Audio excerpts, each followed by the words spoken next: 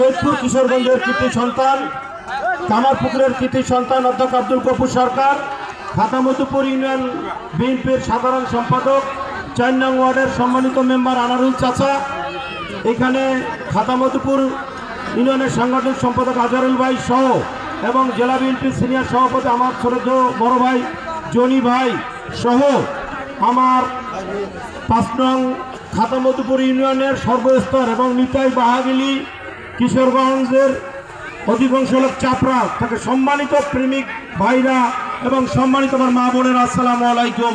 যদি হিন্দু ভাই থেকে থাকেন আদাব। আজকে যারা আয়োজন করছেন খেলাধুলার তাদেরকে আন্তরিকভাবে ধন্যবাদ দেই। আজকে এই বর্তমান জমানায় আমরা সমাজ বিভিন্নভাবে কলুষিত হচ্ছে, সাথে সাথে আমরা জানি আমাদের কথাগুলো আজকে আপনাদেরকে ভালো লাগবে না, কিন্তু তারপরেও আমরা আমাদের কথাগুলো বলবো।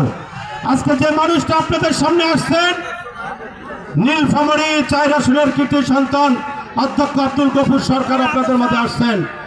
আমি এবং অনারেবল মেম্বার আমরা ওনাকে অত্যন্ত অনেকবার বলছি, চাচা আপনাকে আসতে হবে এই খেলাধুলার মাঠে। উনি ওনার মূল্যবান সময় ব্যয় করে খাতামতুপুর ইউনিয়ন ৩ নং ওয়ার্ডে উনি আসছে। আমি মনে করি আমরা ধন্য আজকে এই মূল্যবান সময় উনি আমাদের মাঝে দিছে।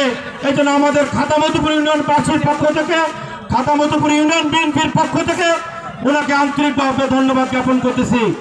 আমি এবার দর্শকদের উদ্দেশ্যে একটা কথা বলতে চাই। আপনাদের হাতে, প্রত্যেকটা মানুষের হাতে একটা করে মোবাইল আছে, সেটা হলো অ্যান্ড্রয়েড মোবাইল। বাড়িতে আছে কম্পিউটার, বাড়িতে আছে ওয়াইফাই লাইন। আপনারা সবাই জানেন আগামী 12ই ফেব্রুয়ারি অর্থাৎ আজকে শুক্রবার, আগামী শুক্রবার বাংলাদেশের প্রধানমন্ত্রী হতে যাচ্ছে ইনশাআল্লাহ। দেশ নায়ক তারেক রহমান ইনশাআল্লাহ প্রধানমন্ত্রী হবে।